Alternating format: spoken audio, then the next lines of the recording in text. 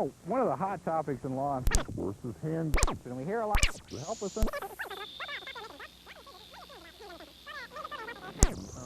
more complicated, require more training. We try to keep it real basic, real simple. Right, which is a good basic concept in any kind of human confrontation. We're acting simple. Definitely. All right, now, well, I think we both.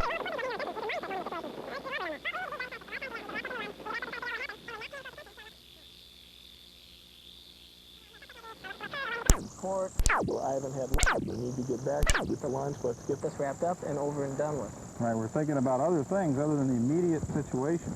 I think one of the things there's a lot of all I've got to sure my gun on the for instance, all I got a gunfight from somebody. That's it. That doesn't take a lot of other. Oh, you know, they're suspects in war. They're not even there.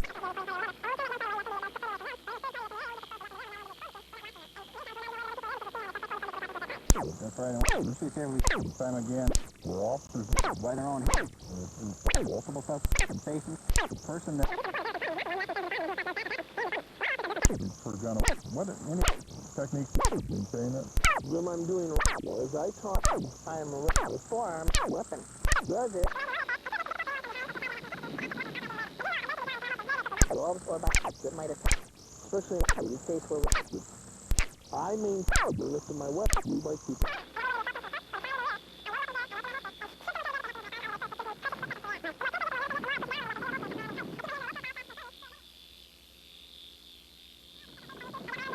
Doesn't look like I'm trading on here because both arms are rested basically the same, one on my magazine pouches and one on the weapon itself.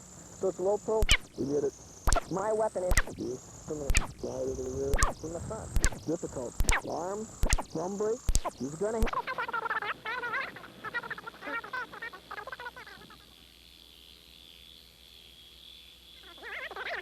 Well, we're the holster that has no retrievability, and obviously for today to demonstrate. There are a lot of good quality holsters out there, but that doesn't alleviate the officer to still get trained in retention. It's seniority. Is a fair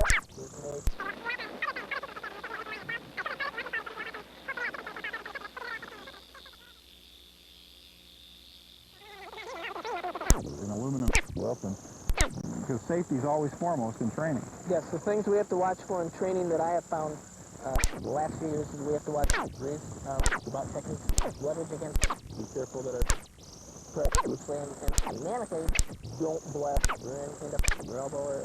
Right. Make training what it is, but it has dynamic. Right.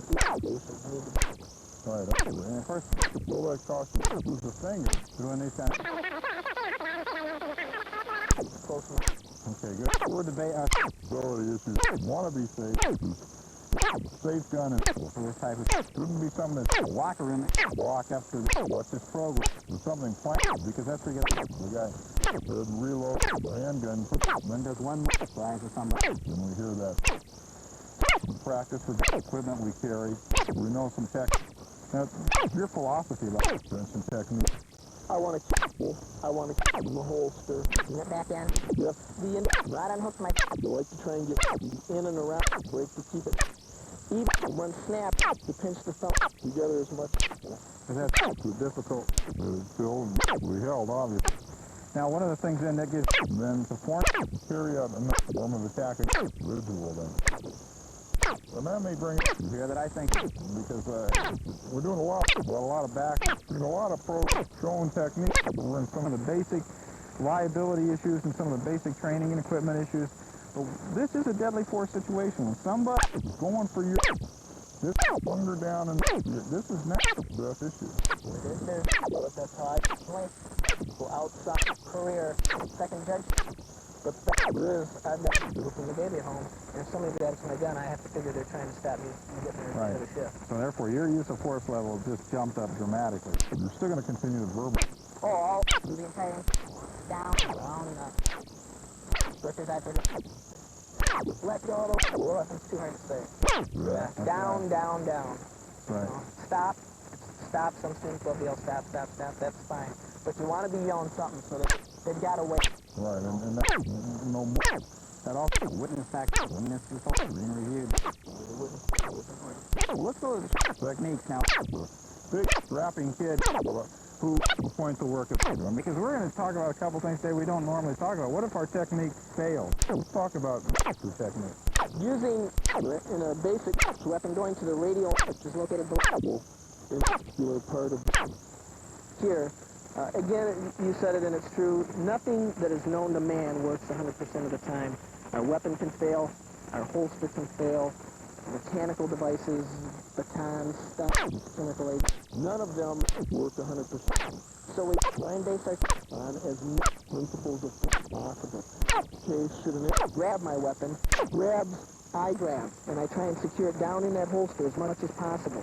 I've got my thumb brake secured, I've got his hand pinched into my weapon, so now I know I can fit the radial nerve, strike it,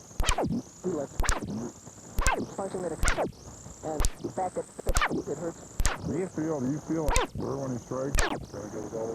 See, now here again, we're talking about a healthy young man who's got a lot of muscle tissue here, and it stretches, it actually makes the point more effective when he does technique.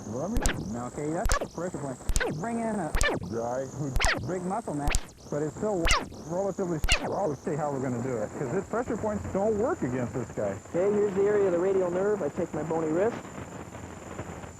You can now see you're hitting him full speed. Oh, I'm blasting, and it's not making him let go. When that occurs, follow up. Only when we hit the nerve, also want to work this joint. Might want to work the wrist joint. Again, by the weapon, using our torso to twist and blast into the arm this way. Or if our arms were long enough, in proportion, we could even go to the elbow, if that were possible. I happen to have short arms. I like goes. And it might re-blow, she might not blow. Well, Bill, he's going 100%. He's holding as hard as he can, and that's what we have to do, because what's unique when we were practicing earlier, we found that you are, if we can, I hope the color stands out on this, he is bright red. Full blast. The population are difficult to get pressure points to work effectively. If we find it's often the more slender individuals, their nerves appear to be more protected. Where you think they'd be more exposed, they're not. And you're taking full blast there, and they hurt you, but they're not forcing you to let go. It's when he does the lever point, that's what makes it like, oh, this is why it's so important for officers to have those options in mind and instantly go into a technique when it doesn't work, when they first try. The key is they don't stop, right? Yeah, they don't give up. It's still there. They grab, you blast them, they're still holding on. You got to get dynamic. There's no doubt about it. You don't want to stay static. Right. Okay. Good. Well, let's go on. I want to ask you now. This looks pretty simple. I'm bracing, I'm striking, I'm breaking it away. But what about when they jump you and a guy gets the gun, actually start to clear? He's unsnapped it, for instance. What are we going to do in that case here? Let's bring either person can come in here, but I want to see. Let's bring Bill back in. Let's bring Bill, because he's the one that's the hardest to get these things to work on. Let's take the first grip. We were off camera. We were studying two different ways that people could grab your gun using the thumb brake. The first way that he did it, he actually inverted his hand, used his thumb on the thumb brake, and then drew the gun from there to right it. Now, whether the weapon is barrel up or barrel down, and let's show the second way that we taught you in less than 5 seconds how to obtain an officer's weapon. And again, this holster has no retention capabilities. You see that he slaps the thumb brake, pulls the weapon, and then fires it upside down with his baby finger. We're talking split seconds, and we don't have a lot of time to react. The nice thing about the technique that I teach, that I've been taught, is that whether it's barrel up or barrel turned down with the baby finger pulling the trigger, just obtain either grip, he takes the gun, draw it, and point it at me. From this point, it doesn't matter, and we'll demonstrate both ways. All I want to do is some very simple techniques. One, I want to take my strong hand. It doesn't matter which hand he holds the weapon with, or if he's got a two-hand grip. It matters not. I want to slap the weapon to the side as I also blade my body so that the weapon will not discharge at me. I'm not taking any steps. It takes too much time to step. Just slap and twist to the side. And here, I get a good grip on the gun, and all I do is lock my arms and twist my waist to lever the weapon out of his grip. Drop your finger out of the trigger guard, please, so we don't strip your fingers. Very important in training to keep their fingers out of the trigger guard. Feel free to hold with both hands. And I want to show you now, I'm going to go body strength against his body strength. Hold on real strong for me. And I'm going to try and get this gun over. That's just arm strength. Just my arms. And you can see that it's a very slow process. Now, if once I slap, I grab, and I lock my arms in, and I simply twist my waist, you'll see that as the weapon turns around, it starts to break his grip, then all I need to do is peel the weapon out this way. But you can't do it slow. It has to be dynamic. You have to slap and twist, grab, torque your body, and rip it out, and you've got the gun. And that's important to use your entire body in the process, especially for small officers. You're not going to get away with struggling with that gun hand on hand. Get a good two-hand grip on it for me. And I want to show you what generally happens when students don't use their body. They generally end up doing this kind of thing. Struggling and wrestling over the gun, and eventually it gets pointed back at them. All right, so the key is that your hips are where you're really going to use your hips to generate the power. Then. You have to total body mass through rotating in the hips and drive with those hips. Once you've obtained that grip, once you've slapped and twisted and grabbed the gun, I prefer palm up when I grab, my arms get locked to my body and my waist does the work. One of the things I want to make clear is, we were talking earlier, and I wanted to cover in this program a lot of things that we had failed to talk about in a lot of previous programs, that mindset the officer has to have. There is a good chance when I slap that gun like that, it may go off. And you've got to have in your mind that even if it burns you, even if a bullet grazes you, even if a bullet hits you, you're not giving up. You're going to disarm this guy. This is a bad guy. He's going to be the loser. You're going to win. You've got to have that mindset. Because we talked about, what if the gun does go off? Well, first off, it's an automatic. You're going to jam it if you're holding the cylinder. You'll probably jam it at that point. But the point is, it may burn you, it may flash. Like I said, a bullet may graze you, may hit you. You've got to keep going. This is all that mindset. And it's okay to have that adrenal dump. In fact, it's going to make you very powerful because your life is at risk here then. Oh, definitely, definitely. It's going to make us both real strong. He'll be having a dump as I am. That's right. And we'll be battling. And, you know, I've seen so many reenactments and training videos on officers that have been wounded so severely, shot in the face, shot in the head, shot several times in the body, and they keep going. And the reason they have a reenactment is because the officer's there to tell us what happened. And one I can think of out of Kentucky was a very small female officer my size. And I give her a lot of credit because she motivates me. Every time I watch that video, I remember that you can take a lot. The human body can take a lot. And her key was that she never gave up. Just kept fighting here. One of the things I know, we have talked to many officers who have survived gun takeaway attempts, and a lot of them, they always have the same thing, that they, in their mind, they were able to focus on that weapon in spite of a guy pummeling them or beating them. That may happen because intuitively you think the bad guy, may even have somebody else kicking you while you're fighting over the gun.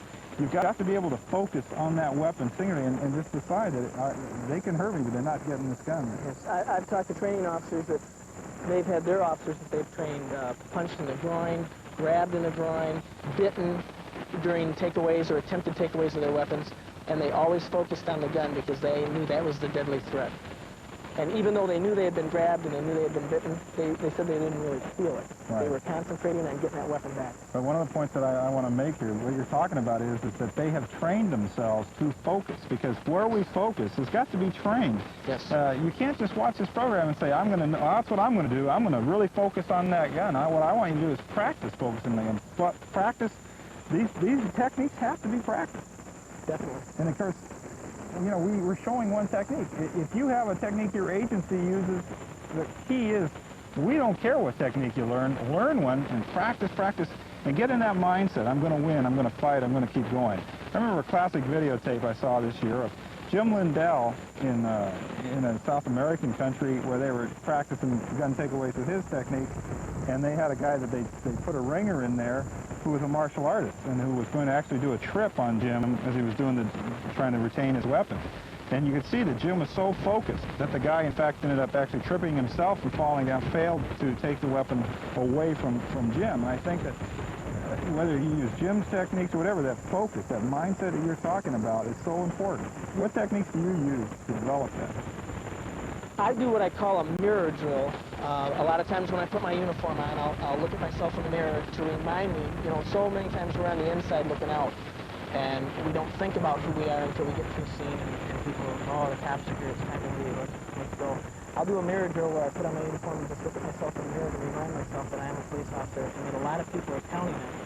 And then I will focus on that individual technique extremely. I don't say, okay, I'm going to do this. Even if I walk through it dry, even if I walk through the basics where I'm not going to hit my partner because we're going on duty, I'll take it nice and easy and slow, but I'll drill it into my head. This is what I have to do. I have to work on that radial nerve. I have to blast that wrist or I have to blast that elbow.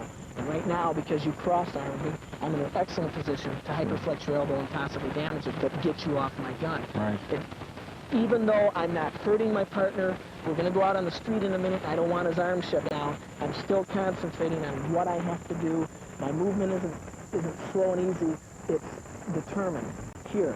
Just like you're going to do it just like I'm going to do it on the street fast and hard if somebody grabs my weapon. In other words, you're doing a warm-up before. Now, on top of it all, one of the things that, as both of us as instructors, we know then that constant retention, you do an anchor point. I noticed immediately after he did this, he went ahead and he put his arm right back on the weapon. And that refocuses you that this, my weapon, the defensive tactic, they're anchored to each other. So you've got that weapon awareness. In any situation, anything that changes here is going to be perceived by the brain as inappropriate. Even if you're not focused on the weapon, the minute something changes here, that's going to be inappropriate, and your body's got motor programs pre-programmed that will respond. Really, you won't even have to think about it. It should be an unconscious response. Before we go today, what I want to do is let's review the techniques you've shown us, and then I'm going to give you one more problem to solve. So quickly, let's review the techniques that we've done. Okay, when we talk about the radial strike, when the subject grabs our weapon, we grab with both hands and get that weapon secured. Then we simply go to the radial nerve area, either with a hammer fist, or I prefer my bony wrist, and we strike the radial nerve till they let go. If that's ineffective, from here, they grab, we hunker down, we get that weapon secured. Now, relax for a second. I want you to see that the thumb brake has been broken, but simply by capping that piece of material over the weapon and squeezing, you saw him pulling pretty dramatically there, he did not get that weapon free. Now he's exposed the back of his elbow to my shoulder, and it's not hard to lever down into his elbow with my my upper arm and shoulder area, and blast into that joint. You have to be real careful when you go to elbow strikes, because as little as 15 pounds per square inch can break an elbow. Right, we don't want to cripple the producer here. Yeah. It's not a good idea. We have to be fairly careful. But again, if a radial nerve strike couldn't be done or it didn't work, go to a joint. In this case, because he inverted his grip, it would be rather difficult without switching hands to go to the wrist. Even though I could go to the back, that's the way the wrist flexes, and I haven't had a lot of luck with that particular technique. But the elbow very seldom fails in training. I can't say that I've done it on the street. Okay, now one more problem. Let's go ahead and, Bill, you're dressed up as a bad guy for us here. Instead of a suit and tie, we got a producer in a Harley shirt now. You have been able to get the weapon and clear the holster. Show me what you're going to do at that point. And we talked about this earlier, too. This is not the time to panic. It's the time to definitely be strong. Not at all. If you'll keep the upside down here, put the basic finger back time, because we did the other way last time. He obtains the weapon. Either side, it matters not. I'm going to slap it. I'm going to grab underneath the slide or the barrel if it's a revolver, lock my arms in, and twist it towards the bad guy before I rip it free. Very dynamic. You can do it slowly in class or in the locker room before you go out on the street, but it is a reality that if they use stealth, if they're a third party, they could get that weapon, draw your gun from you, slap to the side, grab, and lock your arms in and twist those hips towards the bad guy before you lift the gun free. Okay, good. Now, the last thing today we're going to talk about in the few minutes we have left. It's great to talk about this. They don't practice it, it's no good. But another thing to remember, this should also let us know how easy it is to have our weapon taken away from us when it's drawn. Just like it was easy for you to take it away from Bill when he had it. So many officers I see in search warrant situations and felony stop situations, once we got everything calmed down, now you see them almost being casual about their handgun in their hand. And that's one of the things. Quickly, what are your thoughts on that? Because handgun retention is also when it's drawn, how do I retain it? Yes. I can't see a reason why an officer would want to be close quarters with their handgun out facing the subject, because just like I took it away from him, he can, in fact, take it away from me. If he should grab it and start to twist, if we don't react quickly, we're going to lose control of that weapon. His favorite that time. He's got it, and he's going to take that weapon. So one, keep the weapon back from the individual. If you don't need to be close to this person, if there is any type of room at all, get away from them. Don't come up. I've seen so many officers present their weapon to a suspect this way, or present their weapon to the face this way. I've watched officers stick a gun right in somebody's body and say, turn around, put your hands behind your back. Not good tactics, not good technique. They can take that weapon away with very little training. I taught my partner how to disarm me quicker in under 5 seconds just before we shot this video. It does not take a lot of practice. Keep your weapon back, keep it in closer to your body so it's under control if you have to. But if at all possible, step away from your suspect and give your verbal commands at gunpoint at a distance. And if they start to close that distance, you come to a decision point. 1, can I shoot him? Yes, I can. Then shoot him. 2, no, I can't. It's not time to play guns anymore. It's time to holster that weapon and get ready to go to hands-on. Right. But you don't want this weapon flopping around in outer space while you're fighting with somebody. Should you be knocked unconscious, should the subject be able to grab your hand during the struggle, you could lose that weapon. And that's absolutely the last thing in the world we ever want to have happen. In police work, we tend to get too close to people too often when we don't need to be that close. Right, right. Well, I agree with you 100%. There's different ways.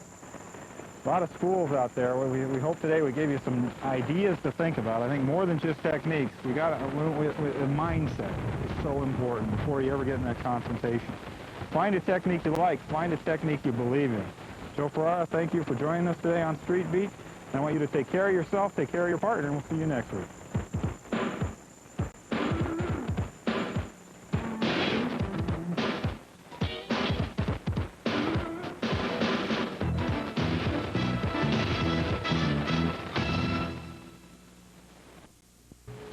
And how it is trying to foster itself as the professional voice for campus law enforcement, similar to what IACP does for the municipal, state, and federal law enforcement, is something we're trying to achieve in IACLEA. Already, because of the federal bill on the Campus Crime Act, much focus has been made on campuses. And I think with that exposure and exposures like the LETN in trying to send a message out, is that campus law enforcement is an agency that is working towards improving the safety and security of the community that they serve. The universities, the institutions should be looked upon as a municipality because it has its hotels, it has its banks, it has its physical plants, roadways. In some places you have stadiums and research centers and medical centers. And that's exactly what's there because you're serving a great deal of people. And if we can get more people to understand that IACLEA is there to help develop the standards and the professionalism to make our jobs better, I think the cooperation and the team building between campus and non-campus law enforcement would be improved. I think it would be heightened because of that. Thank you, Chief. And now let's go to Greg Connor as he presents some very practical guidelines to help the students you protect maintain their own safety.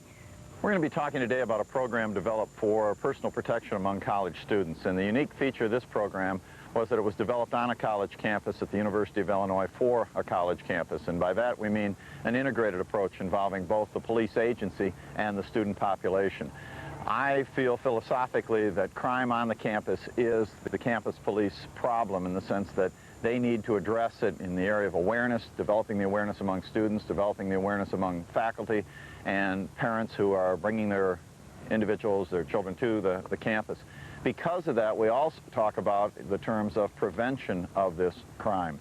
Those people who know the most about crime on the campus are those people specifically involved with the crime problem. Certainly the integrated approach would involve other staff members. If we have a gymnasium staff, a physical education group that's interested in getting involved, we would want them involved. If we have instructors that are in the areas of women's studies, etc. at the University of Illinois, we have them involved in our program. The whole point here, though, is the important element. The focus of the program should be directed through the campus police operation. And there's several philosophical things that we think we need to cover and should cover of why we like that program to be a campus police program. Number one, it establishes the function of the police agency as a policing entity.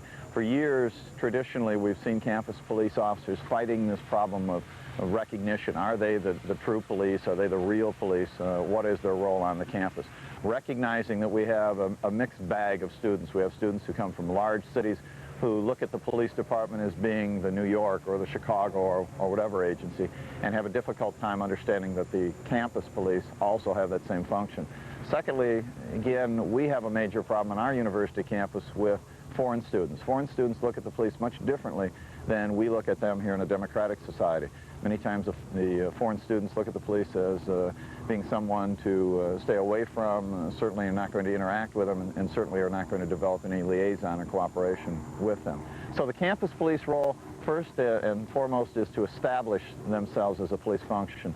Secondly, we want to integrate the program to address the problem. Any community, when we talk about communities outside of a campus area, we're talking about community policing. The community on campus involves the staff, the academic personnel that are available, the student population, the general community that is outside of the campus community, and that must be an integrated approach. We need to have that orientation so that we understand what those problems are. We also look at it, the fact that the crime problem can be easily addressed in a singular campus environment. For instance, the program that we'll be discussing today should be presented several times during the school year. The semester break and return from the semester break is an ideal component feature in offering the program. Secondly, if you look at New Student Week, Orientation Week, it's an ideal program. Not only do the ideal time when we can put the program across, not only do students have to come to campus and wonder how to use and where there's a library, but what's the function of the police and how do we get the police to come to our assistance and how can we prevent crime? The other feature of this integration is the idea of cooperation with the students. Many times you may find a department so small they cannot afford a person to go out and teach in areas of crime prevention and crime awareness. We may have many students there who are involved in physical education activities, in public speaking or whatever, who would absolutely have an interest in getting involved in the program. The essence of that is, however, the program must be developed by the police agency and sponsored by the police agency. If we don't have that, then we get into some of the problems, and we'll discuss those later. The other feature of this approach where the campus police are involved is it'll cut down on misinformation. Too many times a campus can be a rumor mill. There may be one assault on campus, and when students start to interact early in the morning discussing the things over at the campus union or something, it becomes 10 assaults on campus. So we want to get rid of misinformation, have the information coming through avenues that are cleared by the police agency. With that same idea in mind, if we have to do any research, we know that we have the avenue developed where we can have research going on, ongoing evaluation of the program. So with this lack of misinformation and the development of avenues, we can have the best program and bring about immediate changes in the program if certain demands or dictates of crime would cause that to take place. The program that we've developed today and that we've used at the University of Illinois for the last 3 years is developed on two major fronts, both on foundation and also on function. When we talk about foundation, we're talking about developing an understanding of the crime problem and how we've had changes in the crime problems over the years. Back 20 years ago, crime on the campus was somewhat negligible. We didn't address it, we ignored it in many cases, and we got by with it. Now you know that you can't ignore the crime problem. Because of liability issues, we're constantly addressing that particular feature. Another design component of this program is it's designed for campus police officers and for college students. And by that I mean that campus police officers are those officers who are trained as well as any other officer on any other department in the United States. We've taken that basic training and paralleled the training they're going to provide to students with the program so that officers on any agency can learn this particular program and implement it at their agency. We've also designed the program so students can comprehend the program. Now, it's never been a problem as far as comprehension in an intellectual sense. It's been a problem with comprehension in a timing sense. Most college students are not going to spend a great deal of time practicing techniques. So the program is basically filled with simplistic techniques. We work on power, we work on leverage rather than strength, and long practice modes. When we look again at the foundation area, then we're working with a group who are interested in study, interested in historical perspectives, and you can give that and make it specific to your campus needs. We go into such issues as the nature of violence on any and every campus. We address some of those most frequent crimes, such as street robberies. We know on our campus that is getting to be one of the more growing problems. Street robberies or street assaults. Many times robbery is not the motive, it's something just the intimidation factor. So on any campus we know that most of the campuses have more street robberies proportional than do most cities. We get into abuse, in the sense of domestic abuse or abuse in a dating situation. We want to cover and go into sexual assaults, the crime of rape. We know we have still major problems with the crime of rape, even in the areas of reporting. Less than 10% of the rapes are reported to any college policing agency. We also want to get into sexual harassment and talk about sexual harassment as being a problem that young women will face as they go into the work environment. We know that almost every professional woman talks about sexual harassment, and we as an agency, we as an entity need to address it. We bring in other information for foundation. We talk about crime profiles. What's the average profile of a perpetrator nationally and on our particular campus? What's the profile of a victim on our campus and nationally? We know there are such things as victim profiles and victimization approaches. You can look like a victim and therefore get victimized. In my background as a police officer, I worked as a decoy officer, and we set ourselves up to be victimized. We know how to look in order to become a victim. With that information, we know how to prevent victimization. The other area we talk about is the demographics, the time that the campus is the most hazardous. We talk about locations on campus where the hazards increase. We talk about lighting and how we can improve lighting situations as one of the best preventative methods to prevent crime. The other issue we get into really is a generic type discussion of issues in attitude. We talk about sex role socialization, how in our culture women are socialized to be passive. It's probably, I look at it as one of the major problems of women today, is that this passivity that's been developed in them over the years.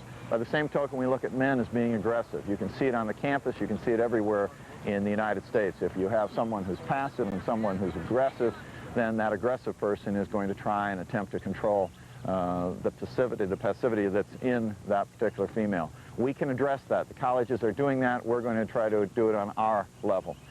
Another area is the strength and tactics void. This is another area of issues in attitude.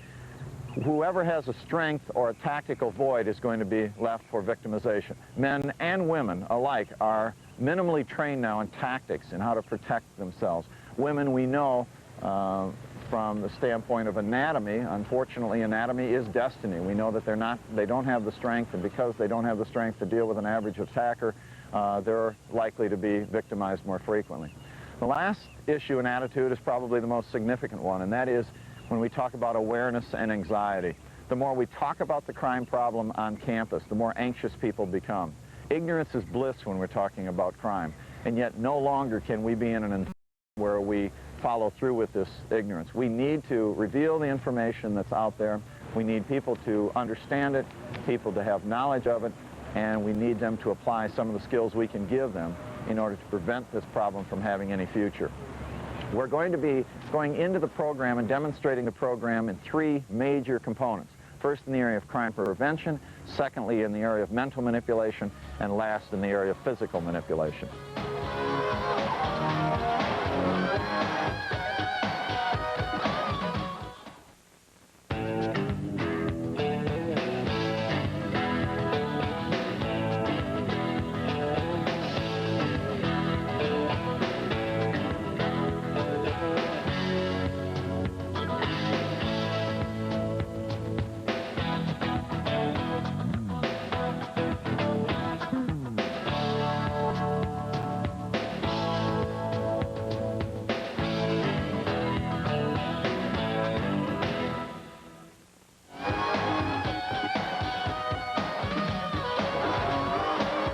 During our discussion, the first segment on the personal protection program for college students, we talked about two major elements, reference the agency, reference the campus police. That was the idea that the design of the program and the delivery of the program should be the focus of the campus police. They should integrate the entire campus community into the program. The second area was that the program should be designed both in foundation and in function. We discussed a little about the foundation, the background information you need to make the program effective. Now we're going to get into the functional portion of the program. We break the functional program down into three components. First of all is the area of crime prevention. We want to emphasize to the students certain patterns of behavior. First of all, in the area that they live, in the residence halls, or if they're in a private apartment. That should be addressed in the sense that we want them to be safe in their residence. The second area is in their car. make sure that they follow some of the basic rules that we've had on personal protection within the vehicle. We can give many handouts of supportive information for that. And their campus. When is the best time to walk across campus? What's the best and most well-lit areas of the campus? So crime prevention is one component. The second component is the area of mental manipulation. Mental manipulation, both nonverbal and verbal manipulation. In the area of nonverbal skills, we know that if you look as though you are unaware of your surroundings, then you are more likely to be victimized than someone who looks as though they understand where they're going, they've got an idea of what they're doing and when they're going to be completing this particular action or activity. From the standpoint of verbal manipulation, both men and women have got to be more precise and more concise in what they say. No means no. And this is something, again, emphasis from the social science people in your college campus area. They can come in and give lectures or supportive material in that area. So, first idea is crime prevention. Don't get yourself in the position or the problem area to begin with. Second, always utilize mental manipulation. Try to talk your way out of a confrontation. The third area is physical manipulation. And in the area of physical manipulation, we talk about basic skills and basic principles of a confrontation. First basic principle or skill is the attacker always has the advantage. We want to get this across to the students, and we do it very well, I think, in our program, that at all times the attacker is going to be in an advantageous position or he won't attack. So if you remove that position of advantage for any attacker, you'll be safe. The second thing is that we have a chance to make a choice, and the chance is, and the choice is, safety. If you have a chance to walk across campus with some friend and it's safer for you to do that at the particular time, we know statistically it's much safer. Walking across the campus to co-eds or to males, whatever, much safer to go with a partner. Third area is the idea that the natural reaction is usually the worst reaction. Students and society in general have got to be trained to do the proper action. What you do naturally is usually wrong, and we'll demonstrate that in a minute. Another area, basic principle, is technique shift. And all we mean with technique shift is start out with mental manipulation. If it works effectively, great. If it doesn't, be able to shift techniques. Start out with possibly talking your way out of a confrontation. If it doesn't work, then get into physical manipulation. Last, and I think one of the most important elements in the basic principles, is violence against violence. The only way you can handle a violent confrontation is violently. Once someone is starting to choke you, the talking is over. You must move, you must perform, and you must maximize the resistance. In the area of physical manipulation, we start talking about the parallels to policing, because we know those things have worked. In the last 10 to 15 years, actually even the last 2 decades, we've been more survival-oriented in police work. We bring those parallels from the street and put them onto the streets of our campus. Number one thing, we talk about the legal perspectives. Understand and let the students understand the law is there to keep them safe. Don't have that fear develop that they're going to do something that's illegal or they could get sued for if they're in fact protecting themselves. We bring in a color code that's been effective in our risk assessment and risk awareness. We talk about the color code of yellow, making students aware of their surroundings, moving that color code up to orange if there is a potential for risk, and red if they're thrown into a violent confrontation. We also talk about a continuum and developing with the students an understanding of a continuum of force and force utilization. Maybe they're thrown into a confrontation, maybe it's just a harassment, maybe it leads then to intimidation, maybe it leads then to assault and then into a battery or even an aggravated situation. We want students to see the step-by-step transition and step-by-step understanding of the risk that they face. Once we go through these ideas of proactive stance, proactive immediacy and understanding the problem, then we're going to get into the actual hands-on contact or hands-on scenario. And we want to do that by breaking that down, talking about personal weapons, talking about escapes, and talking about commercial weapons that are available to the student. We're now going to get into the action portion of the segment here and get into some of the areas of attack and counters to the attack. First of all, we're going to be talking about personal weapons. And personal weapons are those parts of the human body we always have with us, and students would be able to be trained in this very, very quickly. They understand it. We can, again, work through the physical education department or whatever. Gloria is going to be one of our student assistants here, and we're going to be using her body and showing you what we're talking about when we talk about personal weapons. First of all, the best personal weapon you can use is your head.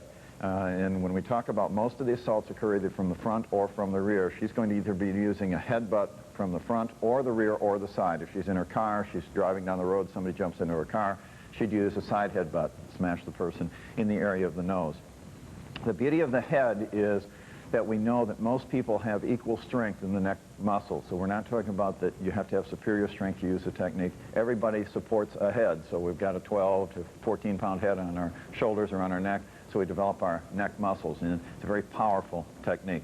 The second thing that we'll be talking about in the area of personal weapons is the area of the elbow. We know that if the attacker comes in, it's going to be a close confrontation. You could use either vertical elbow strikes or horizontal elbow strikes. And again, she can come up, catch me underneath the chin, or catch me across the face with the elbow. The third area is the hand. Very simplistic hand strike, working the palm heel area of the hand. Palm heel in the sense that it's a super technique because you're using the tricep muscle group, a strong muscle group for both men and women, and driving it directly into the base of the nose or base of the nose to repel the attack. Down the body, we work into the areas of the knees, and we don't generally teach in our program to bring the knee up into the groin area because most of the time it's easily protected. We want that the subject who is going to be the potential victim to simply take their knee into the common peroneal nerve area. We know how effective that is in law enforcement. Hitting that area with a nightstick, it's just as effective in taking away a perpetrator. The last area is a simple foot stomp, just simply coming up and stomping down on the top of my foot, going in a foot stomp technique. So those are the personal weapons that everybody takes with them, everybody knows how to do easily enough. Let me jump quickly into the areas of escape. I'm going to talk about the 4 most common attack scenarios. It usually starts out with a strong hand grab, in the sense I'm using my strong hand to grab onto her presumed strong hand going into the wrist area. We teach basic understanding of the human body, and that is what she's going to do is she's going to spread her fingers apart to make the wrist larger so it's going to be easier for her to escape from the techniques. She's going to tuck her elbow in close to her side and make a rotating type motion to peel out of the technique. Once she peels out of the technique, she again goes between the thumb and index finger of the attacker. She peels out of the technique and moves right into a palm heel position so that she could counter and strike me in the nose. Okay? That's one of the most common grabs. The second most common grab is the 2-hand forearm grab. Again, we're going and talking about getting out of this technique using something we've learned earlier, and that's the palm heel strike coming up and palm heel striking directly into the face. She could also use a leverage technique there. Let me just quickly show you 2 other quick ones. One is a front bear hug. Come in on a front bear hug. Here's what we talked about earlier about the natural is the wrong reaction. You need the trained reaction. Most of the time when a person is attacked, they try to get their elbows away. If the man does have superior power, it's not going to work. We go with the flow in the sense the hands go into the groin area of the attacker, and she just crushes that groin area and makes the release. The last attack scenario is a bear hug from the rear. In this case, we're just simply going to have her hands free when this attack takes place. All she has to do is grab any finger of the subject she's decided to grab onto, any finger she can take it here and either pull it across her palm heel, strike it across in order to break the finger. Thanks, Gloria. Again, these portions of the program, these are the hands-on portions. The students like the portions of the program. We integrate, again, the male ops or the male students with the female students so they can understand what they need to work together in order to perform those programs. You can also bring in weapons, commercial weapons that are available. We teach the Kubaton in the sense of strikes, and we also teach the chemical irritant mace. In essence, the whole program comes down to this. The campus police must design the program, and they must be able to deliver the program. The continuity of the program is addressed very well that way, and the positive virtues of the program come back to the campus police agency. We certainly appreciate Greg Connor and Chief Sarah being with us on today's program. And if you would like to obtain more information about the personal protection program developed by the University of Illinois Police Department, you may contact Greg at 217-333-7842.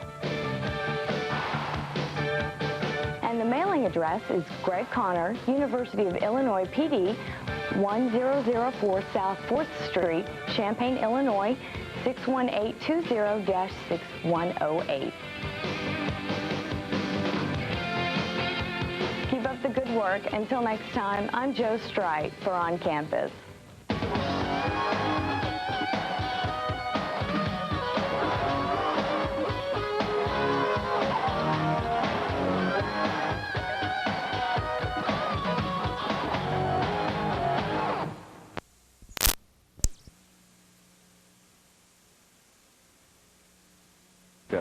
Scientists can take it a little bit higher level, and the bloodstain pattern experts and so on, that they may be able to do angles of impact and some other more advanced things.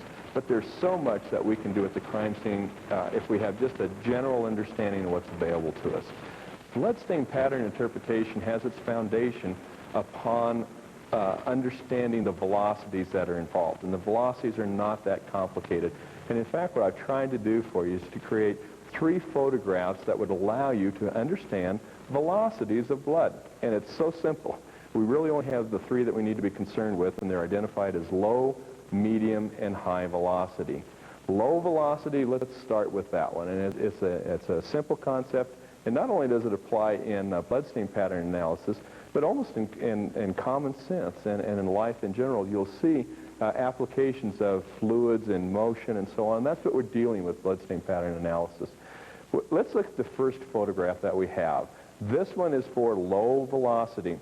What low velocity is that velocity that's affected by only 2 forces. Let's talk about the force. The first one is just simply gravitational pull. So as we look at blood that is coming from a source of origin, we see a flow pattern in downward direction simply because of the gravitational pull. Now, one misconception we need to eliminate right from the very beginning with bloodstain pattern interpretation is that we often see in our mind that a drop, whether it's a raindrop or a drop dripping from a faucet, that it forms a teardrop and it falls to the ground in that teardrop form. In reality, just because of the limitations of our naked eye, we don't get to see that drop actually in flight. It's kind of fascinating. What I've done for you is I've created this photograph, and which allows us to see an actual drop of blood being created and another one being captured in flight.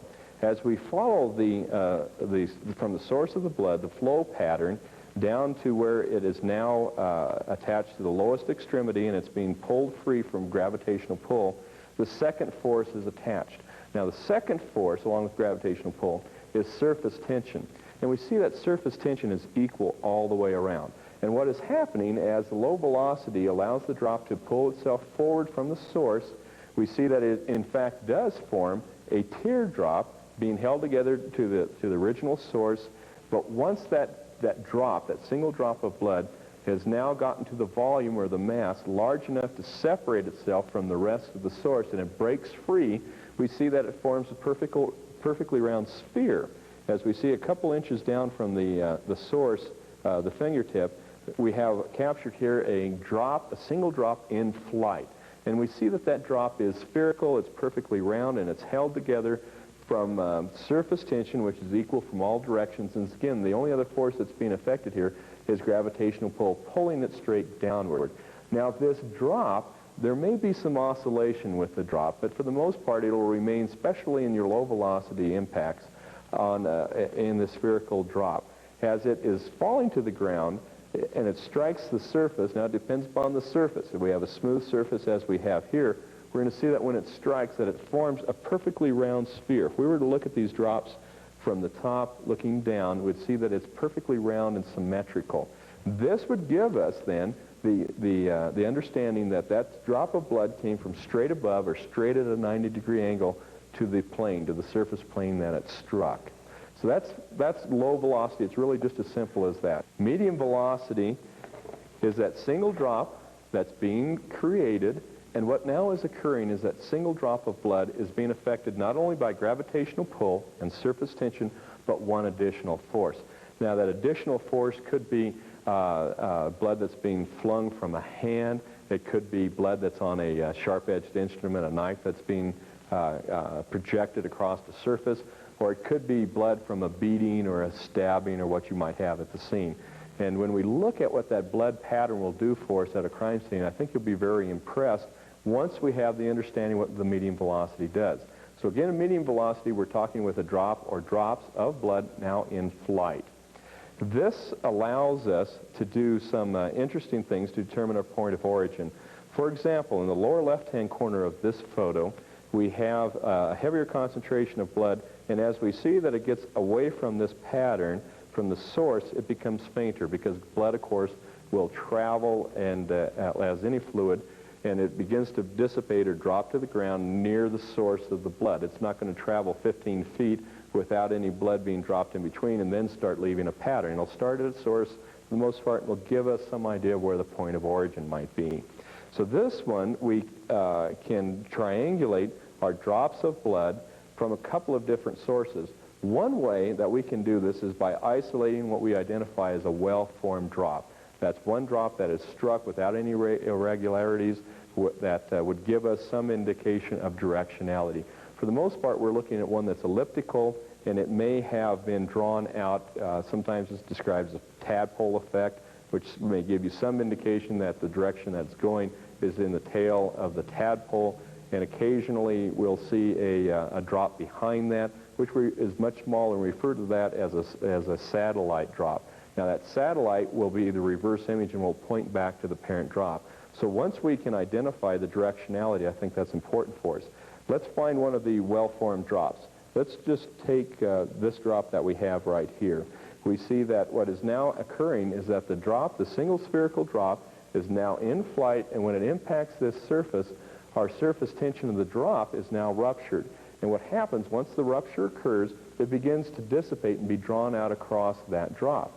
And as it does so, of course, the mass becomes less and less, and it becomes drawn out. This one doesn't happen to have a satellite behind it. Some of these smaller ones do have satellites for us to look at, which again help us with the directionality. Now, we do have several drops. Here's a good one down at the bottom, if we can focus in on that one. That would tell us that the drop is going in this direction from your left to your right on the screen.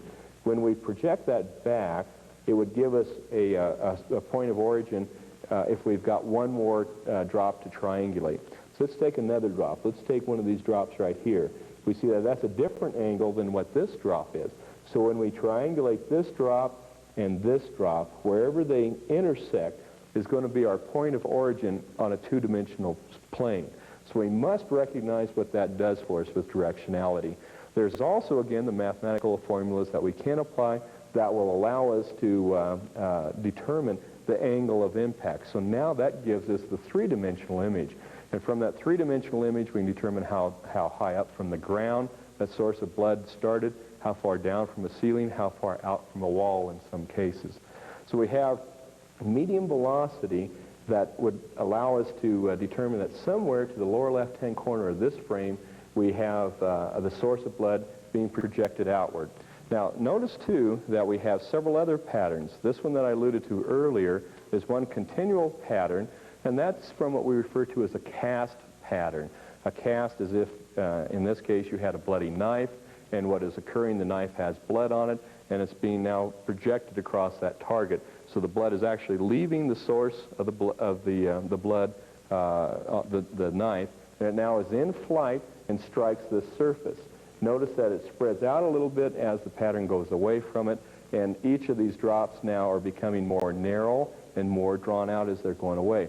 Again, this would allow us to do a mathematical equation that would come up to the point of origin, and in here it would be somewhere up in this corner up across here. And again, we can not only determine where it's going to intersect, but what the height is, which is important because that's going to be allow us to establish whether the person was sitting or standing or laying at the ground at the time that this occurs. Notice, too, that we have a different angle going across here, and a different one going across here, and a different one going across here. Now, these are all three cast patterns, and notice that that cast pattern is significantly different from the pattern we have over here. What caused this pattern is taking a blood source and striking it with a 2x4. And that 2x4 allowed that blood to become in flight and land across the lower left-hand corner. These three were done when we have blood on the knife, and now it's being projected. And where we'll see that sometimes at our crime scenes is once somebody has stabbed a sharp-edged instrument into a body, again, this could happen if you're using a baseball bat or a club.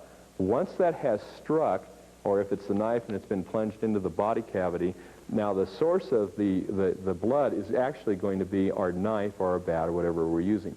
So as we pull the knife out to put it back into the body, or as we take the bat and strike and withdraw to strike a second time, what is happening is the blood now has attached itself to our instrument. And that's what we're seeing here, is the blood is now in flight landing on this surface. Now this will do something for us as far as investigating not only how many wounds might be involved, but also the location of those wounds, where they occurred, and so on. For example, we have 3 different cast patterns in this series. If we have 3 patterns, a rule of thumb is that we have 1 additional force involved. So if we have 3 indications of a cast pattern, in reality we'd have a minimum of 4 blows. And how we come up with that is once the knife now is introduced into the body, that's 1 blow. It's being withdrawn, and the only purpose to withdraw it, to cast the pattern, would be to introduce it back into the body a second time. So there we have 2. If we have another stab wound, we'd have 2 cast patterns, and 1 more would give us the 3 different cast patterns. We can also tell that all 3 of these came from a different source of origin. This one would have come originally from the lower left, this one from the lower right, and this one from another directionality entirely. So we know that there's some movement, at least with our suspect, if not with our victim as well. And again, we can say that that pattern's different than what caused this one. So perhaps we have 2 different instrumentalities involved. Let us look at what else this allows us to do as far as sequencing. This photograph was created to kind of give you some imagination, and I enjoy it because it shows us several different things that we can do as far as sequencing of crime scenes. And that's what we want to do. We want to reconstruct the events exactly as they occurred, or as exactly as we can possibly prove. For example, we can examine these 5 cards, and we see that there is blood, medium velocity, drops of blood, on the tops of these cards. So what that tells us, obviously, is that those cards had to have been face down, probably in that position at the time that blood is shed. These cards, however, have 4 cards that are face up. We know that because we can find drops of blood on the surface that shows that they were definitely face up when blood is shed, with the exception of the Ace of Hearts. The Ace of Hearts is interesting because it does have a different pattern, which is what we refer to as a transfer pattern. Anytime you have a bloody object such as a hand, or in this case a thumb, and we have blood now on the hand and it comes in contact with a clean surface, we have this transfer effect. So we're transferring blood from the bloody hand onto a clean surface, which is the underside of the Ace of Hearts if it were face down. Obviously, the sequence is that this is after blood has been shed, so the violent event that caused the bloodshed has already occurred. This card also, notice, is void of any medium velocity pattern, which we would expect to find. It is closer to the source than these others, which do have it, and there's also some medium velocity that has projected past where this card would have been. If we also look, we see a clean area across here where there is not any transfer. So this must have been covered up with some surface. So again, we should be able to recreate the position that that card would have been in. So when we look at what we have a card game that's in effect. We can tell that these cards were face down. These 4 were face up. This one was face down until after bloodshed. Somebody after blood has been shed, soon after blood, because the print is very, very fresh. The blood that's transferred on here is very fresh. Soon after the blood is shed, the Ace of Hearts is turned over.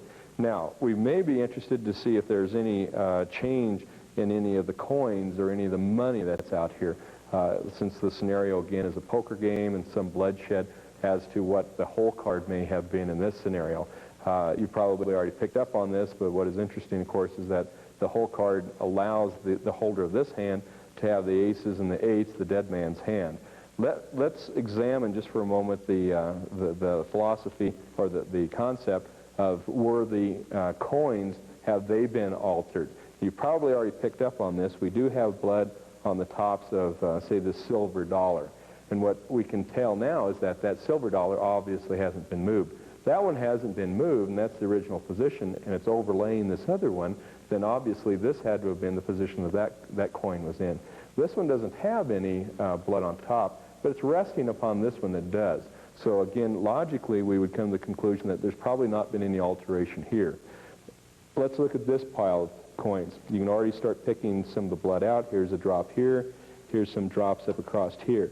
And again, we can follow the same idea that since there is coins overlapping other coins, blood on top, those coins probably haven't been changed. So again, we can tell what the sequence might be. Let's see what else we have in this photo. This is an interesting pattern in the upper left-hand corner. And once you have seen that pattern and you know what created that pattern, I think it's important because now you have something to recall if you were to see that at a scene, maybe on a bed or a bloody sheet or a piece of clothing. What this pattern is from the tip of a knife. We have a single-edged knife, and we know that that's true because it's flat on one surface, the underside surface, and it's curved across here. So we have a single-edged knife that is bloody, blood-soaked, so it may have been used to cause these cast patterns, but it's indeed very heavily blood-soaked, that's been laid down near this hand. It's also been picked up and taken from our crime scene since it doesn't appear here. Let's see what else we can determine. There's a gold mining stock certificate that's here. It does not have any bloodshed on it, but perhaps it's far enough away from the pattern where it may not have caught any. But let us look just for a moment at the rose. The rose has, without any question, been placed down over the top of the blood pattern, and we know that that's true because there's no blood on the rose and the pattern underneath is not interrupted. Let's go on now to the high velocity. And high velocity, again, is a very simple term to follow because instead of just low velocity where we have that single drop of blood and we have only two forces, gravitational pull and surface tension affecting it, we know that high velocity has something else. In medium velocity, we have that additional force, either from a beating or a stabbing, whatever's caused that drop to become in flight. With high velocity, we see some other action and effect. And what is occurring when we look at high velocity is we see a much, much smaller droplet size. And in fact, for the definition of high velocity is when we measure the majority of the pattern, we see that each drop measures less than 1 millimeter in size. And the reason for that is because that single drop, instead of being affected simply by the surface tension, we have a higher amount of velocity involved.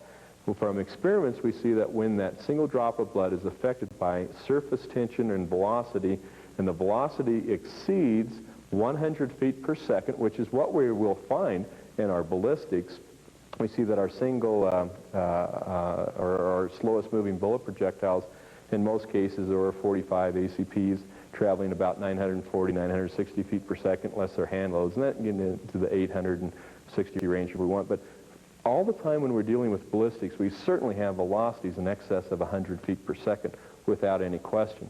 That 100 feet per second, when it impacts upon a single drop of blood, causes that blood to rupture. That surface tension is now overcome, and it ruptures, and we're actually looking at a single drop that's been atomized for the most part, almost as if you're spraying it from a spray can or whatever into the air. Now, when we see that, we can determine some of the source of origin because of the concentration in one area. Let's look at the photo that we've created here. We have a weapon that's firing a bullet projectile. It must pass through a blood source and strikes the sheet music. We have the bullet hole here. We can determine, in some cases, we may have a high velocity pattern that has a lower velocity, a medium velocity attached, which can give us some directionality. For the most part, just because of the heavier concentration here, we know that the source must be somewhere in this location. If we did come up with an idea of where the bullet projectile started from and locate our source of the blood, there are other things that we might be able to tell. For example, if we look at this champagne glass, we can tell a couple of different things. There is some possibility in some of the drops that we might be able to determine directionality, and in this case, there's one real good one at the underside of the glass that comes from about 11 o'clock position. Obviously, if we have our bullet hole, the exit here, and the muzzle here, and our source had to have been in between, that could not have been the location that this glass has been. We have one other pattern that is important to recognize at a blood scene, or in any crime scene. So much of the time we get locked in at looking at physical evidence in a positive. We need to look for a negative evidence. And that's a difficult concept sometimes to understand because we're used to looking at something that says, here's a piece of evidence. What we want to look for is where there is not evidence. In this case, we want to look to see where we do not have blood as well as where we do have blood. For example, you may have noticed that this pattern here seems very void of any blood. It's cleaner. We can see that there's a curve, a straight top, and then a curve over here. You've already seen that image here. So what we know is that there must have been this, or another glass, or glass placed in this position at the time that the blood is shed, and then it has been moved. This area is what we call a void pattern. It's void of any blood, and it can tell us some sequencing. So this is an important one, again, to recognize. When you're dispatched on shots fired and you have this type of a pattern, a high velocity rupture, you may in fact have evidence of your shooting. So even though your body may not be at the scene, you do have evidence of a crime scene there. So investigate it that much further. Simply to conclude, bloodstain pattern analysis will allow you to do so much more. It'll take that investigation at the street level further if you recognize the value of what you have in front of you. The evidence is there. You simply need to recognize it for what it is. Concentrate on good documentation, good photographs, good measurements. Obviously, if the blood is on a source that you can remove, take that item, preserve it for evidence. If it's on clothing, allow it to air dry, and preserve that evidence, not only just for what your conclusions may be as far as what that pattern might be, but also what you may be able to do later from a forensic scientist perspective.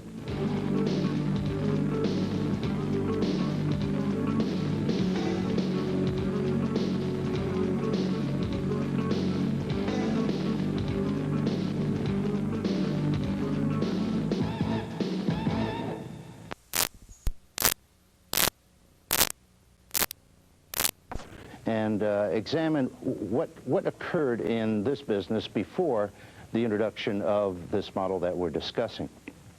It was in 1963 when the President's Commission on Law Enforcement and Administration, a commission that evolved as a result of the crisis in the cities in this country, it was that commission that made the first suggestion on a nationwide approach that field training or training after hiring be considered and be given strong consideration for law enforcement agencies. The unfortunate part of that suggestion was that the recommendation was in general terms. There were no specifics that accompanied that recommendation and no real prescription for how an agency might go about instituting a field training program or a field training approach in their organization.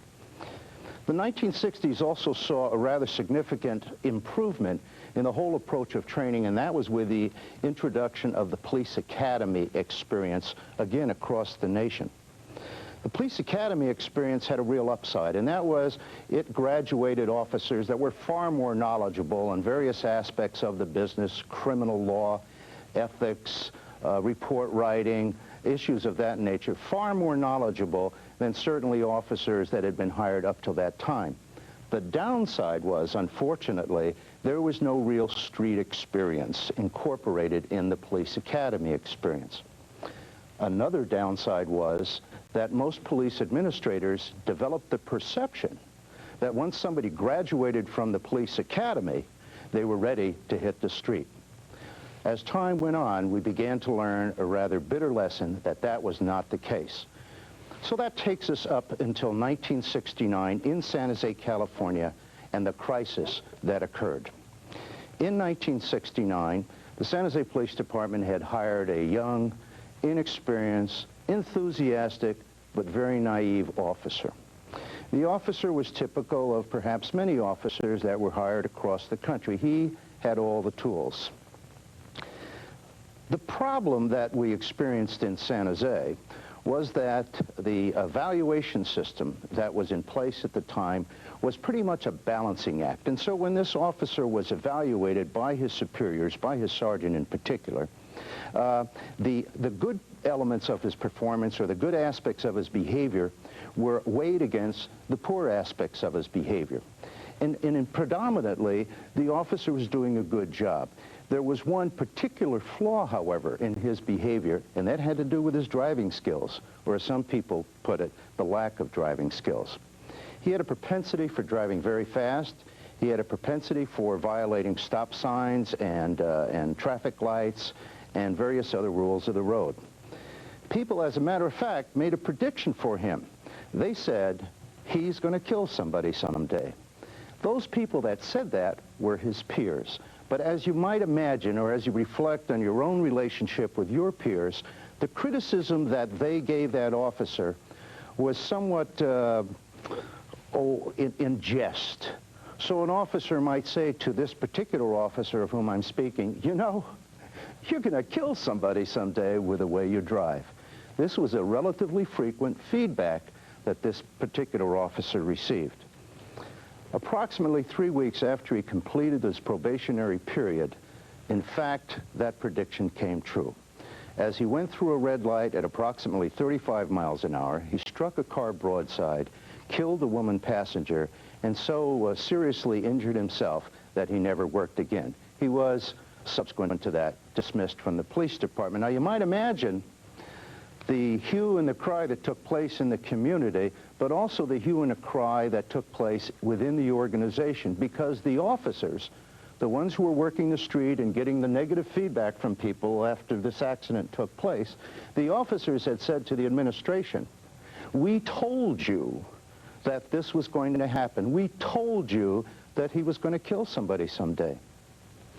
The administration, of course, was considerably upset, not only by this event, but also by the potential of liability and so forth. But when the administration examined the information that they had, they found that there was no information. All the information about this individual's driving skills was contained at the rank and file level and in the possession of the first-line supervisor. There was then no vehicle that existed that allowed for the documentation, the specific documentation concerning his driving skills, to make its way upward to the office of the chief of police, whereat a decision about termination could have been made, or at least a decision designed to remediate the problem.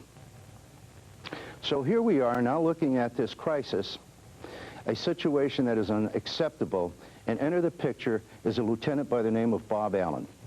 Bob Allen, a very bright, very astute, well-educated individual, also a member with a strong military background and a member of the California command staff for the military college, was incensed by what had occurred in this particular situation. Bob put together what might be called the rudimentary aspects of that San Jose model that we are familiar with today.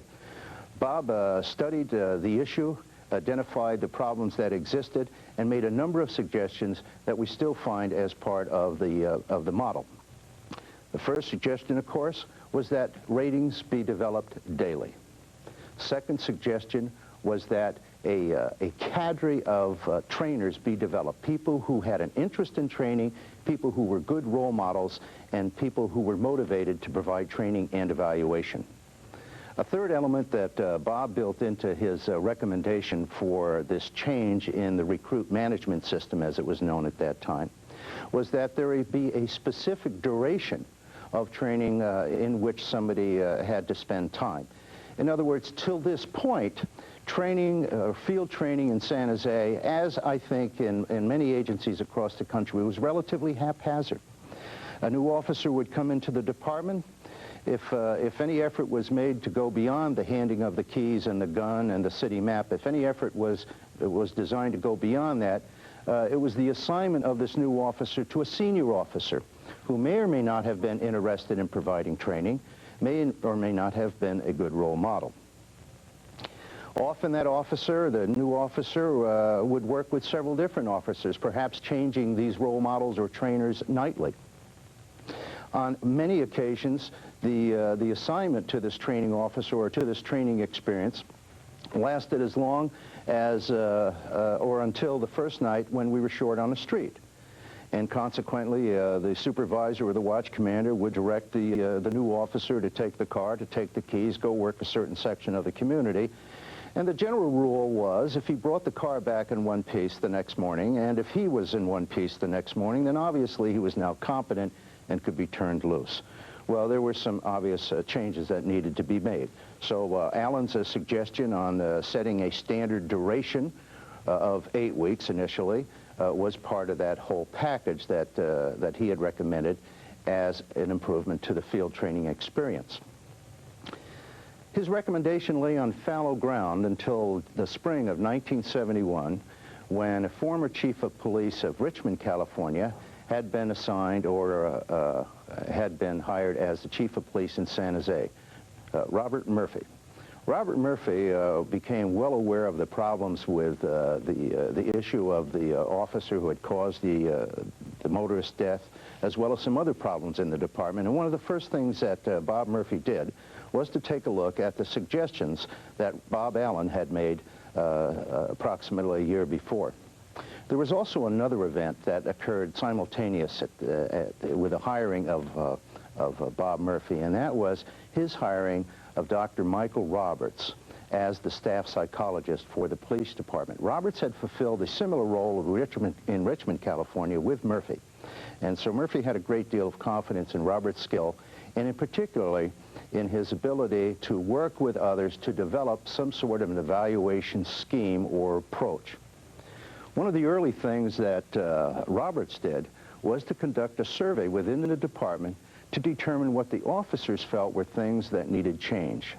The predominant response of the officers in the San Jose Police Department in that survey was a need to re-examine, re-evaluate, and redesign the training and evaluation approach that was in use at that time. With that suggestion, and with Murphy's interest in training and evaluation, Bob Allen's program was resurrected. And so in 1971 into 1972, we saw the first stages of the Field Training Officer Program as it was known at that time. The aspects of that program that were included in the first issuance of that model were an 8-week program, a rotation between several FTOs of the trainee as a protection against bias, the decision to rate on a daily basis, and supervisory overview of the FTO's performance and the role that he provided or she provided. In 1973, interestingly enough, the National Commission on Criminal Justice Standards and Goals, or the National Advisory Commission on Criminal Justice Standards and Goals, published their report. And their report made a strong suggestion for the implementation of the field training concept in agencies across the country. And for the first time on a national level, specific suggestions were made by this commission, including such things as, again, a stay of 8 weeks for new employees with a stay up to as long as 4 months for the newly hired employee, that a selection process be conducted for the hiring of field training officers, and that the field training officers or coaches, as they were defined in the commission report, be responsible for the evaluation of the new employee and recommendations for retention and termination. 1973 through 1975 saw several improvements as well as some national acceptance and recognition of the field training and evaluation program. In 1973, the San Jose Police Department received the American Express Award for technical merit when the program was presented and introduced, of course, at the International Association of Chiefs of Police Conference that year. In 1974, with the input of an assistant of Mike Roberts, a gentleman by the name of Doug Zwemke, the program began to develop what are called the standardized evaluation guidelines. Examples of acceptable, unacceptable, and superior performance that were developed from some 10,000 written comments that had been generated in the years from 1971 through 1974. Also in 1974, we saw the introduction or the approach of the content validity. Content validity is acknowledged by Equal Employment Opportunity Guideline 1607.5A as a valid evaluation process for determining the status of an employee. Now, this is an important issue because agencies who have developed their program based on a job task analysis and who rate their employees based on the content of the job as discovered by the job task analysis have the protection, if you will, of the Equal Employment Opportunity Guideline 1607.5, which explicitly states that the content validity may be used as an evaluation and a device for the determination of status. In 1977, the program found itself going outside the boundaries of the state of California.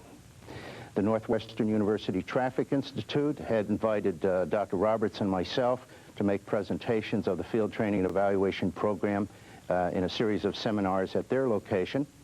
Also, we first introduced the concept in the state of Alaska with the Alaska Department of Public Safety and the Anchorage Police Department. So as time went on, we see that there was a great deal of now national recognition and the beginning of national acceptance for the concept.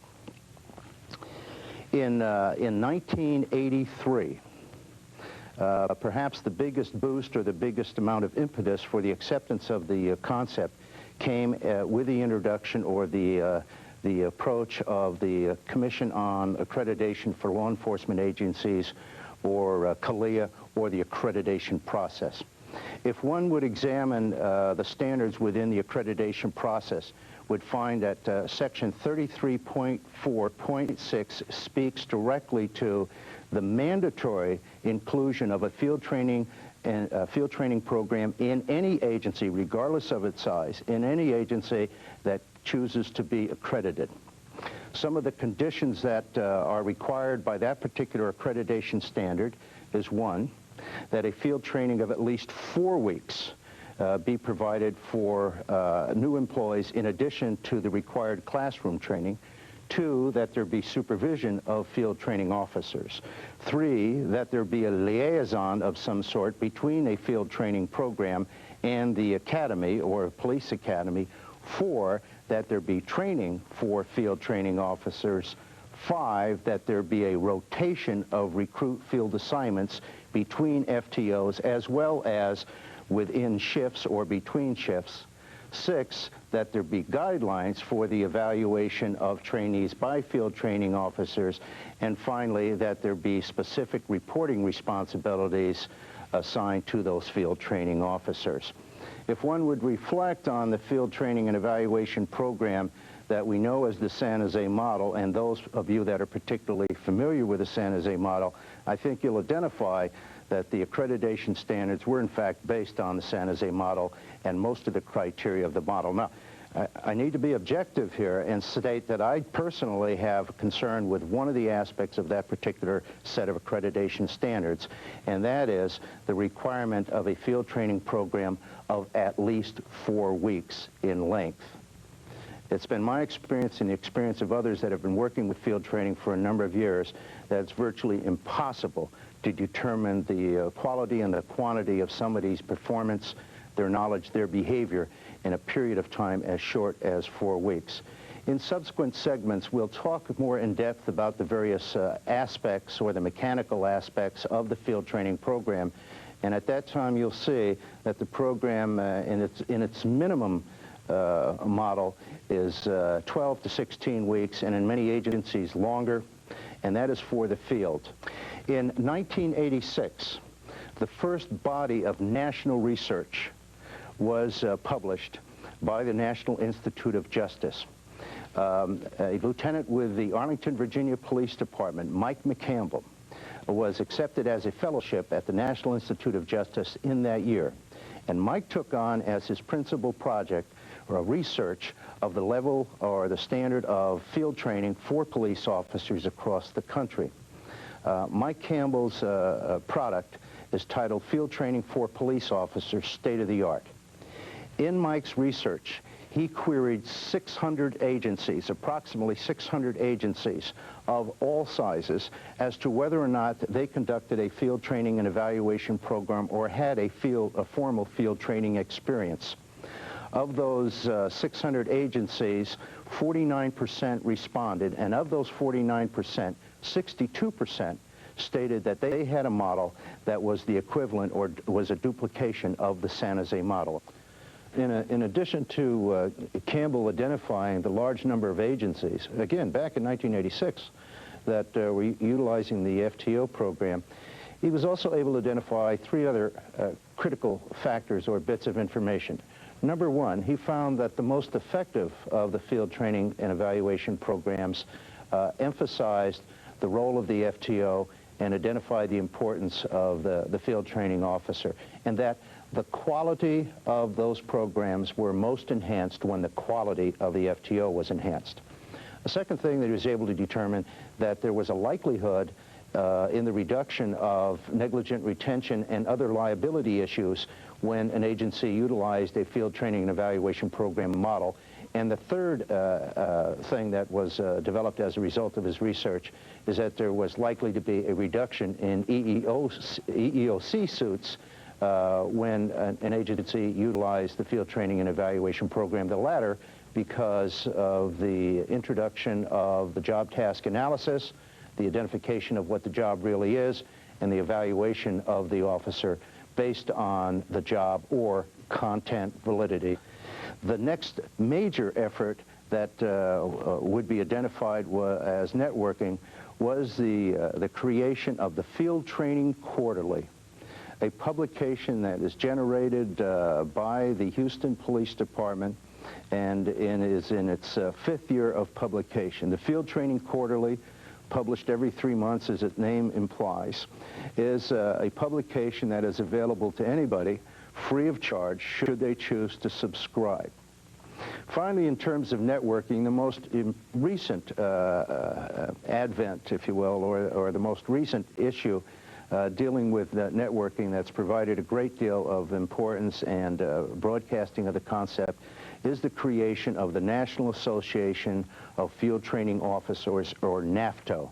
NAFTO was created by Mickey Bennett in Sacramento, California in 1991, incorporated as a nonprofit organization. NAFTO in 1992, earlier this year, had its first national conference in Monterey, California. Plans its next one in San Diego, California, but is actively soliciting membership from throughout the country. Again, it's designed to act as a network for people interested in field training. The plans are in the works to develop a newsletter and as well as perhaps a quarterly magazine similar to or perhaps in conjunction with the Field Training Quarterly. The last couple of issues that I think bear worth repeating, well, the initial approach of this concept had to do with training the police officer. There have been a number of adaptations to the concept and of the concept by criminal justice disciplines across the country. In 1983, again to step back for a moment, the Santa Clara County Sheriff's Department in Santa Clara County, California, and the Monterey County Sheriff's Department developed a model, or a spin-off of the basic model, for corrections and for their corrections personnel. Those programs have been successful for a number of years. There are hundreds, literally now, of agencies in the corrections field that have a model for training and evaluation new corrections personnel based, again, on the initial precepts of the San Jose model. In communications, in the very early 1980s, the Olathe, Kansas, and the Garden Grove, California police departments made efforts to adapt and adopt many of the principles of the San Jose model to the communications discipline. And we're very successful in doing so, and a large number of agencies, again, across the country, have followed their lead and have added various elements of sophistication and improvements, again, to the communications model. As a matter of fact, if one would look, you would find a field training and evaluation program model, the basic concept in place in disciplines as varied as corrections, communications, fish and wildlife, environmental protection, transit authorities, university police, and U.S. military police units as well. There's a great deal of adaptation, and those listeners who are watching, as we get through the remaining segments, we'll be talking about ways that you may be able to adapt and modify your programs to suit your own organizational needs. In the next segment, we'll be talking about the various building blocks or the key elements that represent the field training and evaluation program, as well as program objectives, and certainly how you may be able to adapt your program to your own particular organization and to those needs identified in your organization. Thank you.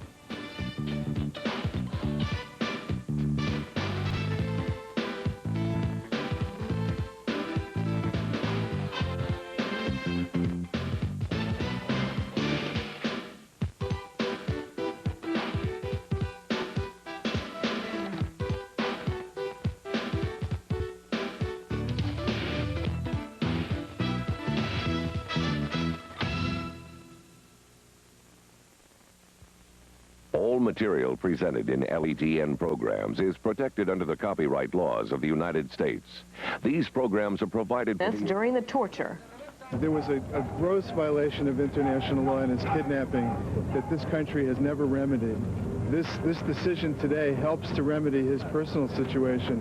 But right now, our government is still on record and our Supreme Court is still on record as saying that this country can kidnap people just like this and on as flimsy evidence as this.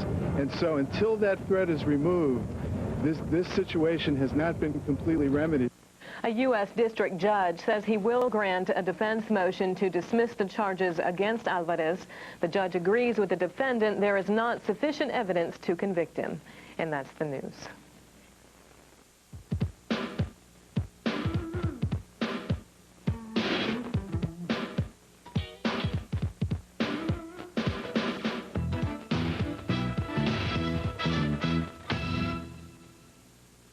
The emphasis today is going to be on the daily observation report, particularly on the front side, the 7-point rating system, the standardized evaluation guidelines, why it is that we use a daily evaluation as opposed to weeklies or monthlies or less frequent than that.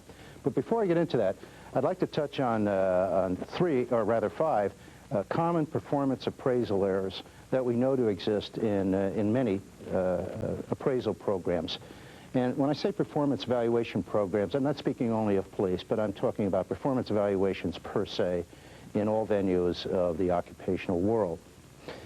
These common performance appraisal errors are those which, if one properly uses the formulas that I'll be discussing with you and properly uses the evaluation approach that the field training and evaluation program espouses, these are appraisal errors that will not exist.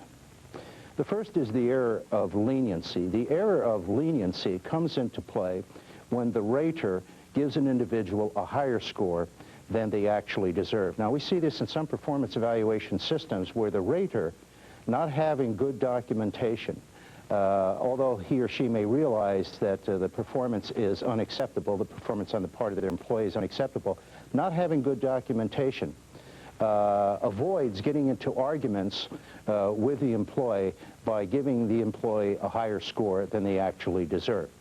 In a field training and evaluation program, this, of course, will come back to haunt us because we may introduce a higher score than the person deserves, perhaps because of the influence of experience. We might say, well, it's really not a very good report, but given that they've only been here a couple of weeks, we'd give them a higher score than they actually deserve.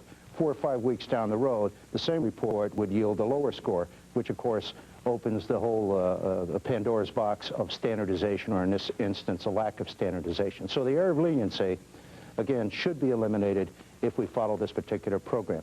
The second error that we often see in performance evaluation systems is called the error of central tendency. There's a potential with the FTO program because in the FTO program in some systems require, on a 7-point rating scale, the FTO to provide documentation for any scores that he or she may give that are worthy of a 1, a 2, a 6, or 7. The way some FTOs may avoid their chores and responsibilities then, in terms of writing or providing documentation, is to assign a score of 3, 4, or 5, those scores not requiring written documentation. A point to be made here, in more recent times, a number of organizations have reduced that requirement to where documentation is mandatory only in instances where scores of 1 or 7 at the far ends of that spectrum of rating scale when those scores are given. The error of central tendency, again, comes about when people are lazy, when in fact they aren't specific, or when in fact they don't have standards, much like the standardized evaluation guidelines that we'll see here in a moment, when they don't have standards to use when rating. A third error is the error of related traits. They take place when somebody, again, is rating somebody using a system that is not specific. And there is a tendency to evaluate performance in one area and somehow relate it to another area.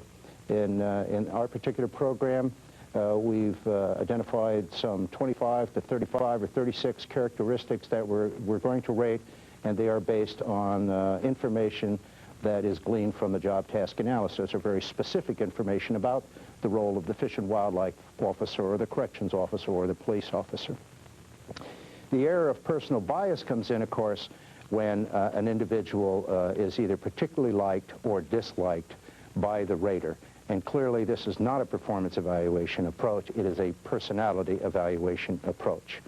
And finally, the so-called halo effect and its opposite, the horns effect. The halo effect comes in when somebody does something that is especially good, and that also reflects on the other evaluations over the course of the day or the period of time wherein they were evaluated. A quick example might be a trainee that does a life-saving, perhaps, behavior, may save his FTO's life, for instance.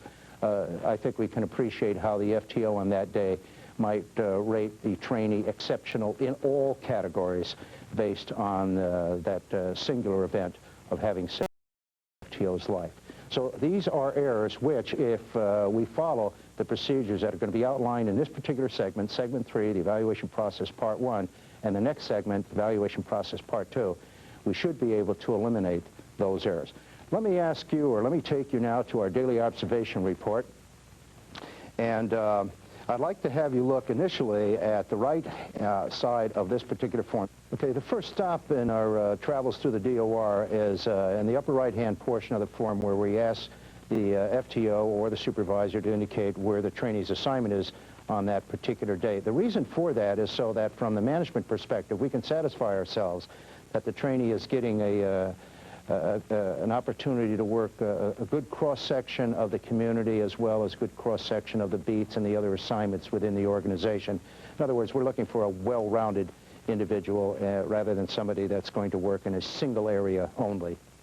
In this particular form, you'll see that this particular agency utilizes 31 categories as part of the rating scheme. There are 5 general areas: appearance, attitude, knowledge, performance, and relationships. But under those 5 general categories, we see, in this example again, 31 specific categories. It's important to identify the root cause of these 31 categories being here. And these categories were gleaned from a job task analysis. And again, to take you back to San Jose for just a moment, early on in those years, we did a job task analysis to identify just what it was that a police officer in San Jose did. There were a number of hundred of specific tasks that were identified. Keeping in mind that we had already decided that people would be rated daily, we knew it would be a tremendous burden on the FTO to ask the FTO to rate daily on several hundred characteristics. So we took those characteristics and broke them down into more usable segments. And the 31 categories that you see on this particular form is the result of reducing all those tasks down into 31 categories. Every one of the tasks that were identified on the job task analysis can be found in terms of being rated under one of these categories. But I'd like to draw your attention to the 7-point rating scale. The 7-point rating scale is coordinated with the standardized evaluation guidelines. That list of some 31 performance categories that are consistent with the 31 categories that you see on that form. The standardized evaluation guidelines, as you look at those, and I'd like to draw your attention to the very first one, which is appearance, because it serves as a good example. We look first of all at the general heading, appearance. After that is a sentence, usually a statement that says what in particular we're looking at in this particular category, and beneath that you'll see 3 numbers, a 1, a 4, and a 7. If we look closely at the 1, you'll see that the 1 is followed by a word unacceptable. The 4 is followed by a word acceptable, and the 7 is followed by a word superior. Back to 1, after unacceptable, we'll see a sentence or phrases or statements that are designed to serve as examples for what unacceptable appearance and equipment, etc., are represented, or what represents unacceptable appearance, equipment, and so forth. The 4, after the word acceptable, you'll see a word, sentences, statements, phrases that represent examples again of what acceptable appearance would be. And after 7, you'll see again word, phrases, sentences that represent what superior behavior or appearance or equipment preparation and so forth. In other words, superior behavior in this particular category. That follows through all the rest of the guidelines, that same scenario, you'll find explanations for 1, 4, and 7 through each of those 31 categories. And I think you'll notice also that those categories on the resource material that you have are chronologically in the same scheme as you find in this daily observation report. Appearances first, acceptance of feedback second, attitude towards the job, and so forth third. Okay, let's get back to the 7-point rating scale. So how do we use this in relationship or in coordination with the standardized evaluation guidelines? We ask, first of all, that the FTO, again using our example as appearance, take a look at his trainee at the start of the shift, of course. Take a look at his trainee, check their equipment to see if in fact they're prepared to go on the street, and if in fact that they find that there are some flaws that are consistent with the examples provided for unacceptable, then we would expect that the FTO would circle the score 1 on the daily observation report. If, on the other hand, the examination of the trainee's appearance and their equipment and their preparation and the like are consistent with the example provided by a 4, we would expect that the FTO would assign a score of a 4 to the trainee. If, on the other hand, the trainee's appearance met all the criteria that have been outlined in the 7 category or the explanation for a 7, then we would expect that the FTO would in fact assign a score of 7. So to pause here, the standardized evaluation guidelines, the 1, 4, and 7 numbers that you see there represent the 1, the 4, and the 7 points on our 7-point rating scale. Now, here's the point that needs to be made for the FTOs out there. What we're asking you to do is to surrender perhaps one of your most, I guess, precious possessions, and that is your discretion, your opinion, your perception of what, in this instance, again, appearance would look like, what it would be from your perception. The point here is, if we allow your perception to come into play, we have a subjective, not objective, but a subjective performance evaluation system. If we look at this standardized evaluation guidelines and this list of guidelines as a measurement device, I think you can follow the thinking here. If you all use the same measurement device, then you should all come up with the same answer. In other words, it would be an objective answer, much like a ruler. If everybody had a ruler and they were to measure something such as this board, they should all come up with essentially the same answer in terms of how wide this board is. If, on the other hand, they stepped back and took a guess at the width of this board, then we've got a subjective or perceptional measurement strategy or measurement device. So the first thing that has to be done in order to be an effective FTO and to bring about an effective program and effective results is for the FTOs, each of you, to surrender your discretion and adopt the guidelines, whether they be these or those that have been developed within your own organization. Adopt the guidelines as yours. Surrender your discretion. Now, if we do that, certainly in the areas of 1, 4, and 7 level performance as depicted on the guidelines, we should have unanimity or objective rating systems so that any number of people that would look at a particular behavior, or whether it be officer safety, whether it would be working the intake desk in corrections or handling the fireboard in a communications program, if they would evaluate somebody based on the standards as outlined on the guidelines, we should all come up with the same answer. But this job of ours, whether it be in, again, the university police or transit authorities or the street cop, this job of ours is not one that fits into nice, neat little boxes. In other words, it's very difficult to measure because the variables are always changing. An example I might use is if I were evaluating your ability to slap hubcaps on Chevrolets when they came down the assembly line, it would be very easy to rate you on your speed and the effectiveness of slapping hubcaps on, because the conditions are always the same. The conditions for you slapping hubcaps on are the same for the next person slapping hubcaps on. We have the same car, the same hubcap, the same environment, and so forth. Very easy to measure. But in this job of ours, again, we constantly changing the variables. Not every car stop is the same. Not every emergency call is the same. Everything changes from instant to instant. So we cannot be completely objective. That leads us to the scores of 2, 3, 5, and 6. And how do we use those? Somewhat tongue-in-cheek, I'm going to say, because you were so good about surrendering your discretion and agreeing to use these as outlined in the guidelines, I'm going to give you some perception or some discretion back. And that discretion returns to you in the use of 2, 3, 5, and 6 on our scale. If you view the behavior, whatever it may be, as something better than a 1 and not as good as a 4, then the score that you would give might be a 2. See, a 2 says it is better than a 1, not as good as a 4, but it's closer to a 1 than a 4. It's subjective. A 3 says it is better than a 1, not as good as a 4, but it's closer to a 4 than it is to a 1. Now, some people are bothered by this, but the truth of the matter is I would defy anybody to identify standardized evaluation guidelines for each of the 7 categories.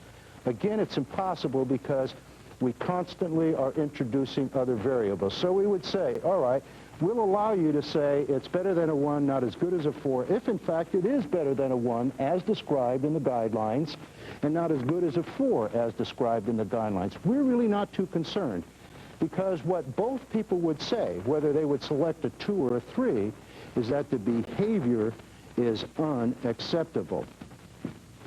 That's the important issue. If, on the other hand, if it equals a 4, but you're saying it's a 3, the program has just been bastardized, and we have introduced a performance evaluation error.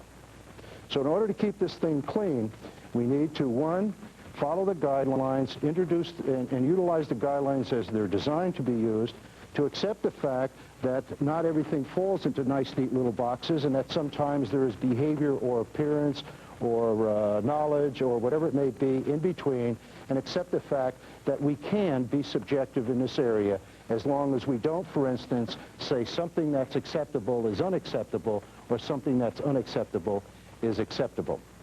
That's how we use the standardized evaluation guidelines. Okay, it's important for organizations, however, to accept the fact that the guidelines, in fact, that they see in front of them are guidelines that you'll see replicated across the country. What haven't been displayed, of course, are guidelines for communications, for corrections, and so forth.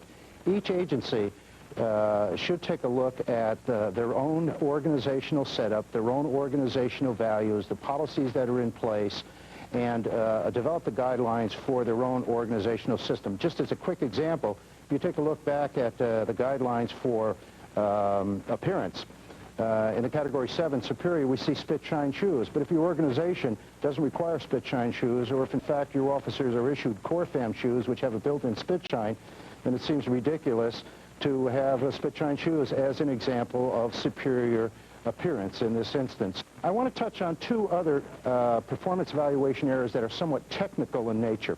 And let me get this off the board here.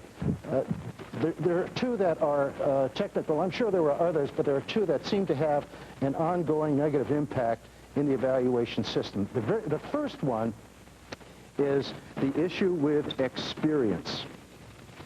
The problem with experience is the rater, no matter how hard we sometimes try to really follow the guidelines, there's this pervasive sort of influence on the rater that encourages him or her to introduce the aspect of experience. I gave a slight example before where I said the report might not be well accomplished, but we look at the training and say, well, what do you expect from somebody that's only been around here a couple of weeks? And so we introduce the variable of experience. And may rate, obviously, unsuccessfully or inadequately or incorrectly, because we might give the individual a higher score than they might otherwise receive. It is critical that we divorce ourselves from the variable of experience. As a matter of fact, it's critical that we divorce ourselves from all variables with a single exception of the standardized evaluation guidelines. You can never go wrong if you only use one measurement device, but you can imagine what this world of ours would look like if every single country and every single entity within that country had a different measurement device. There would be no standardization. Consequently, the world would be in total confusion. The other evaluation error that I wanted to mention is the one that the FTOs become somewhat confused, if you will, because of the predominance of good versus unacceptable performance on a given day. So by example, suppose the trainee on a given day has a number of attempts to, let's say, write a report, and each of these reports are essentially the same. In each of the instances, the first 8 instances, the field training officer perceives that the trainee's performance in report writing is equal to a 4, or it is at an acceptable level. But in the last instance of the day, or this could come at the first, or someplace in here, the FTO says, aha, that's unacceptable. The question to the FTO is, all right, what score would you give at the end of the day? Many FTOs, certainly in the seminars that we conduct, the answer to that question is, we'll give a 4. Because of the predominance of the 4s versus the single 3 that might be displayed. The problem here is that's a falsehood. It's incorrect, because if we look at the definition in the guideline, it might say, over the course of the day, does whatever it is that they're doing, whether it be report writing, car stops, officer safety, intake, you name it, whatever it is over the course of the day, they have done it acceptably. Not nearly acceptably, almost acceptably, but in fact acceptably. So the answer to that question, what score would you give in this particular instance, because this will happen very often, the answer to that question is the score is a 3. It is not acceptable for the day. Of course, you want to mediate that by, in your narrative and in your verbal response to the trainee, by advising the trainee and acknowledging that certainly they did a very good job, the great preponderance of opportunities that they had that day to do this particular task, but we also acknowledge that there was one mistake. So the verbal feedback as well as the written feedback ought to acknowledge the successes as well as to indicate the failure, as it would on the daily observation report with a score of 3. Okay, the last thing I want to touch on today has to do with the whole issue of daily evaluations. There are some organizations, for whatever reason, have backed off the daily evaluation approach and find themselves evaluating weekly, perhaps, or even less frequently. Why daily evaluations? There's 8 reasons why, and there's only one reason for a weekly. The first reason why for dailies is the sheer volume of information that you might have. In the course of a 12 or 14-week program, you'll have 50 or 60 daily observation reports upon which to make the judgment. Secondly, a daily observation report is a management tool, in that on a daily basis, management can interrupt or intercede if they see that the FTO is not rating consistent with the guidelines, that there's an absence of a standardization, that there are some problems in the reporting. So it becomes a management device. Number 3, the daily evaluation has a tendency to be very specific in terms of what's being reported. The longer we wait to report on what transpires, the more general that reporting will be. So we want specific. Remember that objective, fair, specific information. Number 4, again, a management device. It allows management to get a feel for what's being done by the FTO. Going back to an objective again that was discussed in the previous segment. It's an opportunity to evaluate the FTO's skill, his interest, and his methodology. By reading DORs, I can get a good sense of that FTO's skill, interest, and methodology. Number 5, and absolutely important, is the feedback component. Trainees need feedback, and they need it today. They need it immediate. It's part of that whole behavior modification package. The more immediate the feedback, the more likely it is that change will take place. It would be a tragedy to find out a week later that you made a mistake the week previously. The next one speaks to charting. A number of agencies use charting, or in other words, the keeping of the scores, the recordation of scores on a single sheet of paper, reflecting scores over a number of weeks, so that on that single sheet of paper, they can get a good sense of where the performance has been acceptable and where it's not been acceptable. And by reporting on a daily basis, obviously you're going to have more scores from which to make the judgment. Standardization is critical, and the standardization issue is something that we have to continue to monitor. Again, a management approach. As I review the DOR on a daily basis, I can see whether or not one FTO is approaching the scoring similar to what another FTO may. If I see a big divergence in scores when a trainee changes from one FTO to another one, that tells me one of those 2 FTOs is likely not following the guidelines. And then finally, in terms of why on a daily approach, we get away from the whole averaging issue. Averaging is a word that we really want to throw out of our vocabulary. Look at this just quickly. If somebody makes a mistake on one day but has 4 days of success, it's likely that somebody else will average that And so that mistake will be lost. If we report daily, we'll be able to see on a daily basis. I said that there's one reason for doing it weekly, and that simply is this. It's easier. And that's not enough. See you next time.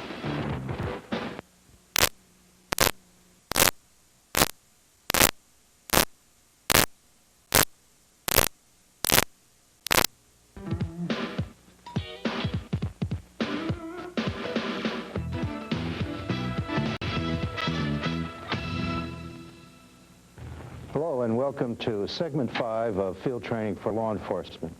I'm Glenn Kaminsky, and in this particular segment I'm going to be discussing some other field training and evaluation program procedures and some other forms that we've yet to take a real close look at. I'm also going to be talking about some of the non-routine or non-normal uses of the program, some spin-offs that have occurred over the years as the program has gone through a number of transitions. But first, let me start off by reiterating a point that I'd made earlier, and that is the training, the selection, and the supervision of the FTO is an absolutely essential and critical aspect of the program. If any one of those three components is flawed, you will not and cannot have an effective field training and evaluation program. So let's start and take a look at training. What is typical, what we have found to be successful, and some of the other training approaches that we've seen across the country. Most of the training that we see organizations provide for their FTOs, either by bringing people in from the outside or doing it internally, most of the successful training, I should say, focuses on several aspects. Number one, of course, is some sort of an identification of the program that the prospective field training officer is going to participate in. There needs to be an understanding on their part of the various ramifications, elements, policies that exist in the FTO program so that they have a good sense of what is expected of them and how they are to perform in the program. That's certainly one key aspect of the training. A second key aspect has to be training that focuses on the evaluation process. There are so many aspects of evaluation that need a firm understanding, especially for those of us that have been exposed to less than effective performance evaluation systems in our occupational lifetime, perhaps even in our own departments. As you've seen so far, the evaluation approach is certainly different than approaches with which you might be familiar. It is truly a performance evaluation rather than a personality evaluation.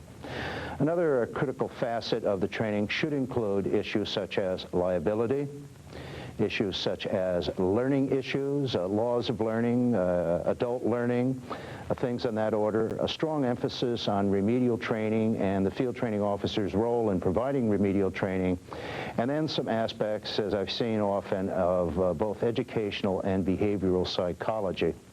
Many of the strategies employed in successful or effective training programs, usually 40 to 80 hours in length, have included role plays, have included exercises to provide personal feedback to participants, as well as exercises in the evaluation process.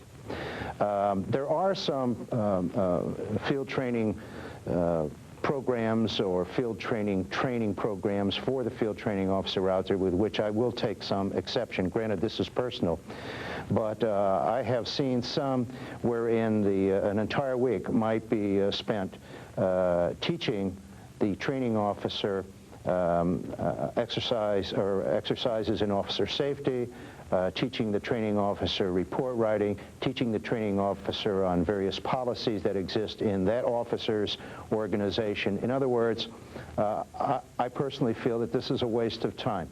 I believe that we should exercise good selection procedures and consequently select training officers or as training officers, people that are proficient in terms of officer safety, that are proficient in report writing, that provide good role models because of their high level of performance. Consequently, training people in those facets of the job often ends up, I believe, with the blind leading the blind. So anyway, to get back to that, training is absolutely essential. Without training, the FTO is without the tools that are going to be necessary for him or her to perform their respective functions. The next procedure that bears some further identification or comment has to do with the biweekly or periodic meeting. Many years ago, when San Jose first started their program, they introduced a process whereby every 2 weeks, all the members of the field training and evaluation program would come together and would participate in a variety of discussions designed to produce a variety of results. The coming together of the staff serves more than an opportunity for just a staff meeting. One of the most important things that comes out of those meetings is for the FTOs, through the brainstorming procedure or by sharing their experiences or providing their input, to learn how to resolve problems that they may be experiencing with their particular trainee. It's not unusual for an FTO to relate problems that he sees with his trainee and to express perhaps frustration with his inability to resolve that problem because the button he has pushed has not been the right one.